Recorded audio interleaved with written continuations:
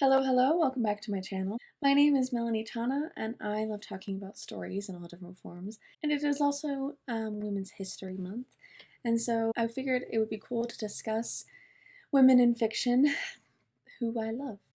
And I could do this, I could make a long list, but I made a small, and I just thought of another one. But we're talking about 7 women in fiction um, that I love, why I love them, why I think they're really well written characters. Forgive me for the hair change. I could not stand it as it was. It was bothering me. I might as well just shave my head so I can record videos. Anyway, so this isn't necessarily in order from favorite to least favorite or vice versa. Just a list. So the first one on the list would be Joyce Byers from Stranger Things. And I love her so much. I do like maternal characters. But she doesn't just stop at being like a good mom and a loving mom. She's also kind of nuts. In season 1, when her son is lost, she does not quit the fight to save him and to find him. And she does not stop believing that he's out there somewhere. And in later seasons, she is a valuable and essential member of the Stranger Things groups. She's always there to serve a purpose. The fact that she supports her kids, she knows them well, she knows their interests, and she cares about them, and she's very defensive of them, I think is really cool. She's an excellent character for that reason. And every time I watch, I just comment on how much I love Joyce. I think she is a real hero of a person and just I don't know, always there for her kids, and not even just her kids, just any of the kids. Maybe the true mom of the show, Steve Harrington, but no, I think Joyce still beats him out every time. And she is just a wonderful character from episode 1 of season 1. She's just great. Next on my list would be Coraline from Coraline by Neil Gaiman. So this book and the movie, but most especially the book, and there's a reason for that. I think Coraline is such a strong character. She is curious and a little lonely and a little bored. And part of that gets her into some trouble. And she's dealing with this world that honestly might not let her leave and might not let her free. And she's the only person who can deal with it. I think Neil Gaiman said something about writing this for his own kid, saying that like you can conquer things even if you're alone. You are strong enough, and sometimes you will be alone and you will have to fight something that's powerful, that's against you, and you will have to conquer it. Part of the point of Coraline's original story, the book, is that she was alone and she had to figure it out, and that she was clever enough to figure it out on her own. I would recommend the book. I still love the movie and I love the animation, but that is just a thought I have about a character I love. Moving along to a kind of obscure character that I have loved from the beginning, basically, that would be Elise Rainier from the Insidious series. She is a psychic medium and an older woman. It is not very common that we get these engaging older characters in the types of fiction that I like. I always liked Elise. I thought that she was a very interesting character. Her husband has died, and she does have these two little like helper guys running around with her, these young men. And it's just such a quirky group that they put together. And I think Elise is just a really engaging character. And after the first movie with her, instead of being like, okay, we're going to continue to follow this family, um, this woman's more important than this dad or this young kid. They were like, this old lady. And she is, as far as I'm aware, in every Insidious movie. And it's not always totally about her, but she's such an interesting, dynamic person that it's worth following along. And she's very powerful, very learned in the psychic arts. She's capable of dealing with these dark beings, and it's really powerful. At times, very much, there's a lot of emotional arcs attached to her. These movies aren't just about big scary monsters, though those are super cool. She is present, and she is powerful and helpful, and has her own inner turmoil from many experiences in life. And I just think she's cool and interesting, and if you're looking for a woman to root for in fiction, I would choose her. My next choice would be Misaki from Sword of Kaigen. I gush about that book a lot. I am so excited for the special editions. And I'm excited to read it again. I plan to read it again in a physical copy. I read it on my Kindle. I love that book so, so much. And I love Misaki. I think she's a beautiful character. She's another mom character. Um, this is a trend for me, I think. She's maternal and loving. She loves her kids, but she's also very deft with a sword, very good at sword fighting, and she is sort of been reduced by society to be a housewife. But the way that the story explores that is not that she should, without giving spoilers, there's not this expectation that she should abandon her family and not be this mom anymore, and there's not this expectation that she should totally abandon her abilities and not fight for her people and not, use her skills and be honest about who she is. It's a balance. And this story is just so beautiful and so rich. It's as if you're reading a very small encased story in such a rich fantasy world, and her story being the choice for that of the two POVs is so compelling.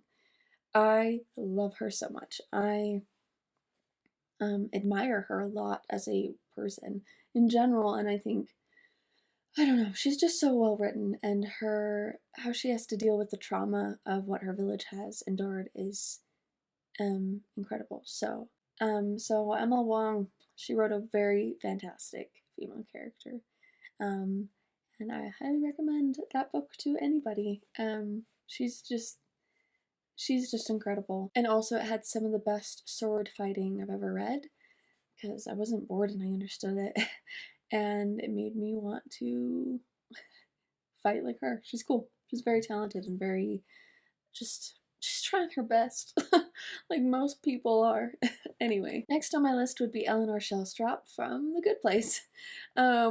I love this show. It's 4 seasons exploring the what ifs of an invented afterlife, and it talks a lot about morality, and it goes further than an episode by episode arc of learning how to be a person, and as you often do in sitcoms, and it goes into the effects of that, and in your eternity, if there is an afterlife, what is that like?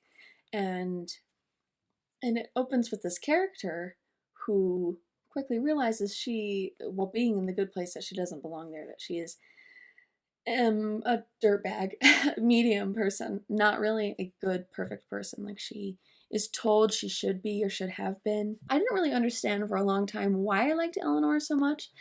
She and I are very different people, but I think I find comfort in knowing that as she grows and learns throughout the 4 seasons, she does not lose her personality and lose who she is.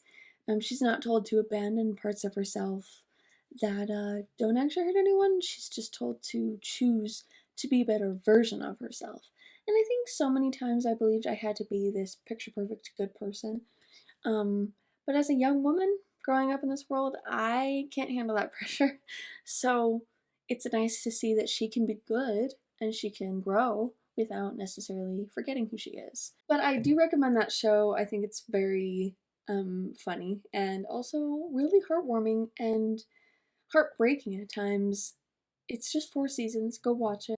I don't know. It's just she's relatable because she's a medium person, and especially as far as a female character goes, she is not expected to be this perfect gem of a human being, and she's allowed to be a little crass and a little funny and a little bit harsh at times, and I just find that refreshing. So if you want to read about a dirtbag person from Arizona, I would recommend following Eleanor's story in The Good Place. Next on my list would be a character from the Stormlight Archive. There will be slight spoilers about this character beginning in Words of Radiance and going on through Oathbringer and Dawnshard. And Dawnshard is the novella between Oathbringer and Rhythm of War. And if you're daunted by all that, I am too.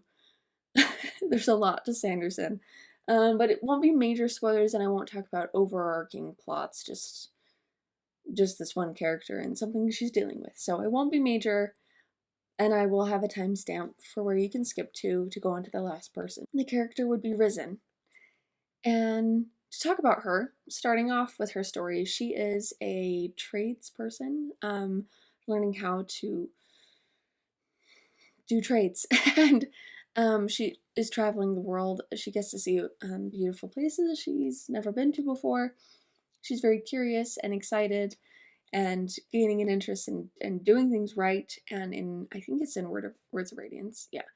She participates in an opportunity for trade where she falls from a great height, is saved mostly, and her life is saved, but she loses the use of her legs, so she becomes disabled, and it's this big devastating thing that just can't be fixed. And in Dawnshard, she's exploring that as she is on this ocean voyage, and she has to get used to her wheelchair, and they're trying to find ways to make it more accessible for her. And even in Oathbringer, it's really interesting. She's still, I think, sad about the loss of something that she had before, but like, she's still herself. She's still eager to do a good job, to trade well, to handle everything well, and she's smart and clever and eager to do things right. She's a very proactive person, and even though being in a wheelchair and not having the use of her legs inhibits her to a certain degree, she doesn't become any less proactive. She just has more roadblocks than the average person who can walk. And I love her so much. I loved her anyway. I thought she was very interesting. Even though a lot of characters can heal themselves in the Stormlight Archive, it's not like this happens to her and in the same chapter she's just healed magically. She just has to deal with this. And I really like that. And I really like her. Nothing about her personality is so much defined by her disability. She just is who she is. And it just shows you how she deals with things like that. And with challenges. She is a side character. You don't see much of her throughout the Stormlight Archive, but she's very important. She's not a super main focus. But when I have read her, I've loved her. So I do recommend reading the Stormlight Archive. For the women, they're actually pretty awesome, but she's pretty cool herself, and she's a cute little pet dragon thing. On to my last female character. I knew she was on my mental list, and then when I was writing this down, I didn't know who to end this video with. But as I have talked about her before, I figure can't hurt to talk about her again. Since I haven't discussed any video games in this video, I figure I might as well end with a video game character. And of course I'm going to choose Midna. I think she's a wonderful character. She's my favorite companion of Link. So she is the sort of companion character in Twilight Princess, but she is the most focused on companion character, I think, of any Legend of Zelda game. She is so cool and so powerful. I have a whole video about that game. I love it so much. It's probably my favorite Zelda game, and she is just so fun. She starts off being very snarky, very kind of rude to Link, and it teases him and has her own goal, and very quickly her bond with him changes that for her. It just kind of shows that, like, you can still be a powerful, independent, like, you're capable of independence without needing to be alone, if that makes sense. But then bonding with other people can help you learn how to be a better person and help you learn about the things that matter. And if anything, that makes her more powerful because of her link to Link. And I think she's such a fun person and not a huge annoyance for me personally. It doesn't bother me. I just care that she's kind of awesome and powerful and interesting and has this emotional arc herself that Link is present for. And I would recommend playing that game if you have access to it, or maybe just watching my video about it. There's a lot of good videos about it, a lot of good run-throughs, and the vibes are immaculate. So I love Midna from Twilight Princess, and that'll be my 7th woman in fiction that I talk about. But just these characters in general feel very real to me, are very dear to my heart, and help me love a story and feel like I relate to a story. Anyone can relate to these characters, but it being Women's History Month, I just like to talk about the women who inspire me in these stories that I love. And if there are any women who you love in stories, I didn't mention any from the Wheel of Time because I couldn't really decide, and I almost want to make a whole video about them because I think that they have a lot of good and bad parts to their matriarchal systems and whatnot, but I do have several favorites in the Wheel of Time. If you want another video like this, I'd love to do it. Or maybe find another category of a type of person. And if any of you have favorite female characters, I would also love to hear about that down below in the comments. So thank you guys so much for watching. I hope you have a wonderful month. And I appreciate all of your support. I will see you next week with another video. Thank you.